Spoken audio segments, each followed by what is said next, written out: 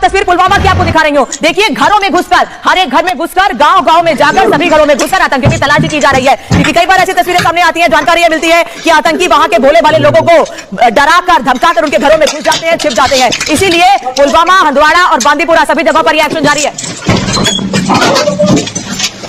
हंदवाड़ा पुलवामा के बाद अब तस्वीर आपको बांदीपुरा की दिखा देती हूं। यहां पर पहाड़ियों पे, सड़कों पर, उन रास्तों पर, जो रास्ते जहां सन्नाटा है, उन जगहों पर सैनिकों की तैनाती कर दी गई है। यानी हर तरफ से, हर जगह से व्यवस्था चाक चौबंद है। घरों की तलाशी ली जा रही है, जंगलों की तलाशी ली जा रही है, पहाड़ियों की तलाशी ली जा रही है और सुनसान सड़कों पर भी सैनिक तैनात कर दिए गए हैं। जानकारी तो ऐसी भी है कि बाकायदा गाड़ियों की भी तलाशी ली जा रही है। उन गाड़ियों की जो संदिग्ध दिख रही है, उन गाड़ियों की भी डिग्गी से लेकर पूरी गाड़ी की तलाशी ली जा रही है। तो हंदवाड़ा, पुलवामा, बांदीपुरा सब जगह कुछ यही तस्वीर सामने आ रही है, जहां पर आतंकियों को ढूंढने के लिए वो आतंकी, खासतौर पर जिन 6 आतंकियों ने पहलगाम में 26 से 27 पर्यटकों को मौत के घाट उतार दिया, उनको लेकर एक्शन जारी है।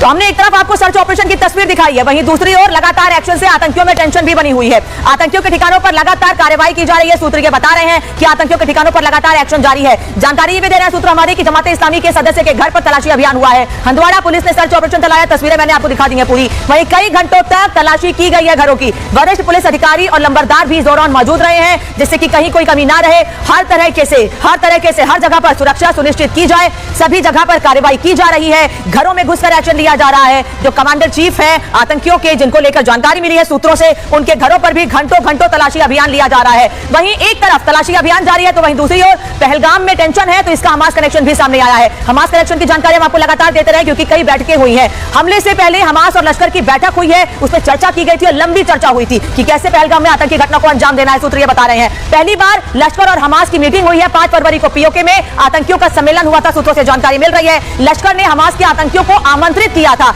ये वो हमास के आतंकी जिन्होंने इजराइल में म्यूजिक फेस्टिवल के दौरान लोगों पर गोलियां बरसाई थी, और उसी पैटर्न पर यहां यानी पहलगाम में भी लोगों पर गोलियां चलाई गई हैं। इसलिए यह कहा जा रहा है कि हमास और लश्कर के आतंकियों ने साठगांठ कर ली है, और इस साठगांठ के बाद ही उसी पैटर्न पर पहले साल 2023 में करीब 1.5 साल पहले मासूम लोगों को म्यूजिक फेस्टिवल में मारा गया, और अब पहलगाम में पर्यटकों को मारा गया है। पर्यटकों पर गोलियां चलाई गई हैं। जतिन इस वक्त हमारे साथ जुड़े हैं। जतिन, जो कुछ पहलगाम में हुआ उसका हमास कनेक्शन सामने आ रहा है, यानी लश्कर और हमास ने गठजोड़ किया है, और वही पैटर्न जो इजराइल में 1.5 साल पहले सामने आया था वही पहलगाम में देखने को मिला।